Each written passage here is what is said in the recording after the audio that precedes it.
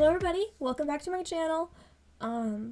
Today I'm just gonna kind of show you my process in how I draw anatomy and how I find shapes and references and how I usually sketch for bigger pieces and stuff like that. I'm not gonna show too much of my actual rendering process in this, just because I wanted to just get down the basics and not get too lost in the sauce here. So I will just be going over how to find shapes and references and over sketching and stuff like that I do. You'll find that I use a lot of rectangles and triangles, but that is not at all what you have to do. A lot of people prefer circles and ovals and such. I usually do a box for a head, just because that's something that's always came naturally to me, and I always hated using circles for that. And the arms, to me, especially arms without much muscle mass, tend to just be kind of triangular. I like to use a lot of rectangles for basic blocking, and longer triangles for more flexible or longer parts of the body. The ears are some kind of rhomboid. And perspective is a big thing that I work with, which is why I like to do more blocky shapes. And then at certain angles, the arms take more of a rectangular shape. And they're not always direct, straight lines, because the human body is very flowy, it's very dynamic. And sometimes if you sketch in shapes like that, you have to be prepared for how odd the sketch might look before you are finished with it, especially in perspective pieces. Here you can see me struggling with the hand, but you'll see the hand is some kind of rhombus square shape that I just put rectangles onto. And then this is also a great reason why square blocking is helpful, is that I have the face on the front kind of a mask oval shape, just because I find it easier to position a cube in a 3D space than I do a sphere in a 3D space. And putting the mask over it just kind of helps me show where the ear and where the chin would have to go. Oh, and for the arms, if you want to get down and dirty with it, there is a kind of diamond shape that your shoulder makes. When it is, or the muscle there, I don't know the name, I'm so sorry, but it makes kind of a diamond shape, I've noticed, and the top of your arms make a very kind of cylindrical at the bottom triangle. There's a word for that. And then the feet are just two rectangles and a triangle for me. It's a top, or rectangle depending on the angle. It's a top shape.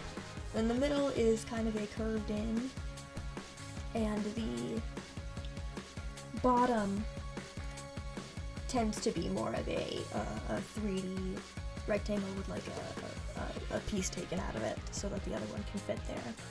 And the middle is usually the flexible shape. It doesn't always stay the same. And once you get into hands, you can see what I was talking about with my kind of square rhombus X shape. I think that's not a pentagon.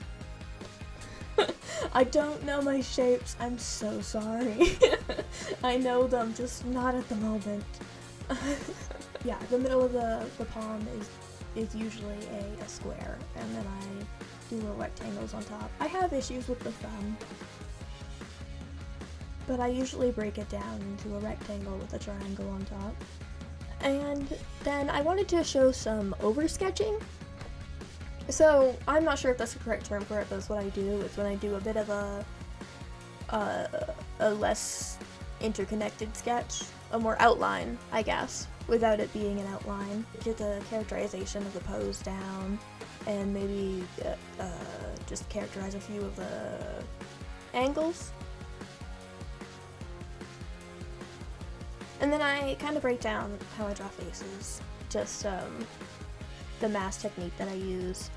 Usually the top of the ears are the eyebrow, the bottom is where the nose is, in between is kind of where the eyes are.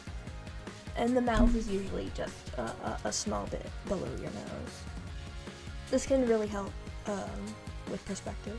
To do more just different poses than just standing, and sitting with my legs crossed is always something that I have an issue drawing.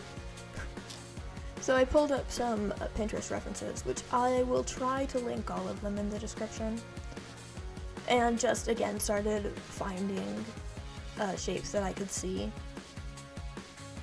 And then after a while, if you do start to study shapes and stuff like that and just look at references and start finding shapes and stuff like that,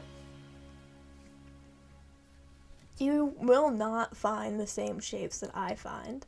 And I find that very interesting, is that every time that I'm like, hey, what shapes do you see in these references? Could you try to like plot them out for me? And none of them have ever been the same.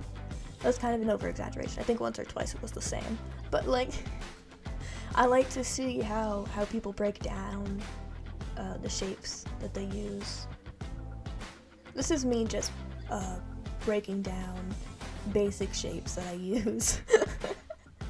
Then the extra shapes that I use to make it look human, and here goes me trying to explain finding shapes in muscle anatomy.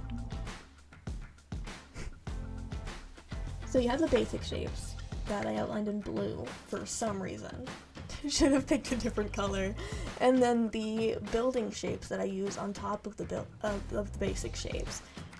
When a character has more muscle mass, or is just skinnier in general and doesn't have a lot of body fat, or anything of the like. Start outlining some of the basic shapes that I use in general on this guy, and then trying to find the building shapes that would go there. This guy had so many building shapes. And then outline just the building shapes on the muscular structure. So sometimes basic, like very basic shapes are your friends. And then I wanted to go through this one and just find the shapes. This is where I just started sketching out the shapes of the clothing as well. Sometimes it helps to look at how the shadows fall, and sometimes they're in really geometric shapes and such. And then I wanted to do a more dynamic pose, which I ended up trying to do, of a woman with a bow. And here, you'll be able to tell that sometimes this doesn't work as well with the shapes that I use, and I'll have to rework them or rework the pose in some way because of that, unfortunately. So you'll see here me trying to do another sketch on top of it to kind of make it look right in a way, which is just an odd pose in general.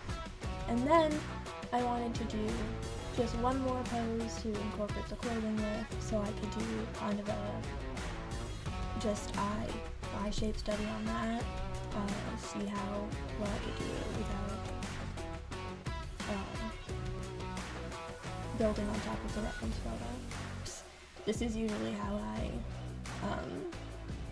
outline my sketches before outlining my sketches.